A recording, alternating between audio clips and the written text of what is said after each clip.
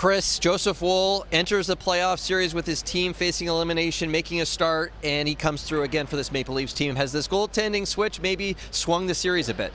Well, it certainly seems that way, and what I look to from this game specifically, Mark, is that start of overtime. The Bruins really went for the win. They actually had 4 shots on Woll in the first 2 minutes of overtime. He stands tall there, and what's obviously a big moment. He was in net in overtime last year in Game 5 when Florida ended the Leafs season, remember, and that allows the Leafs to go down the other end of the ice and score and extend this series to a Game 6. And so, part of me wants to look at hindsight and be like, why didn't they go a little sooner to Woll in this series? But better late than never, of course, and he was certainly up to the task on this night, and there's no question, I guess, about who's starting Game 6 with how strong Woll was from start to finish. Yeah, the last time Woll played in this building, he lost. It did not go well. Jeremy Swayman actually challenged him to a fight.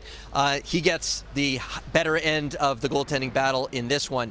Now, as he walked into the news conference room tonight, Sheldon Keefe could not help be struck that the 2 players that spoke at the podium for the Leafs tonight were 2 of the younger guys, Woll and Matthew Knies. Knies comes through with the overtime winners. He's really coming on in this series. Well, he's the only Leaf with 2 5-on-5 goals in the whole series, which you would have got some good lines on, I'm guessing, if you were looking at that at the start, with a lineup that includes Matthews, Nylander, Marner, Tavares, and down the line. And I think where you're seeing Knies step up in the series is physically.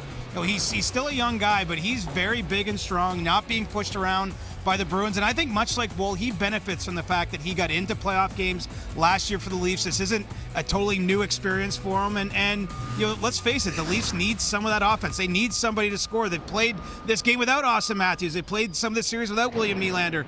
And they need someone secondarily to score. And so far, that has been Matthew Knies. And, of course, no bigger goal in his career than the one he puts in overtime here at TD Garden. We saw him stepping up, not backing down from David Pasternak during a scrum in the second period. Jake McCabe says he reminds Knies, hey, you're the strongest guy on the ice. Don't back down. So he's really coming on and learning his identity in this league. Now, you mentioned Auston Matthews. He missed this game.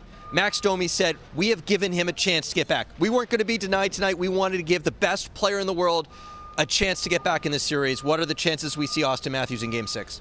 Tough to put a number on it, but I think it's encouraging. He hasn't been ruled out yet for Game 6, and so this is going to be a 36 to 48-hour window where obviously Auston Matthews is doing everything he can to prepare himself. The Leafs medical and training staff trying to give him that opportunity, and like any injured player, like Bobby McMahon, who hasn't played yet in this series for the Leafs, the more time he gets to rest and recover, the better.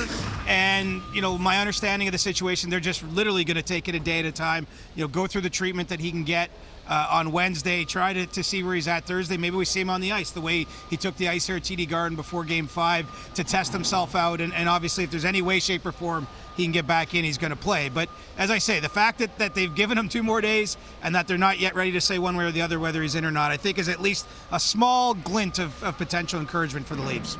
Yesterday, after practice, John Tavares was being asked a question about potential excuses for the Leafs, Matthews being out, William Nylander missing the start of the series, and he cut it off, and he said, no, we're just focused on Game 5, and the captain, he comes through with a great play to set up the overtime winner.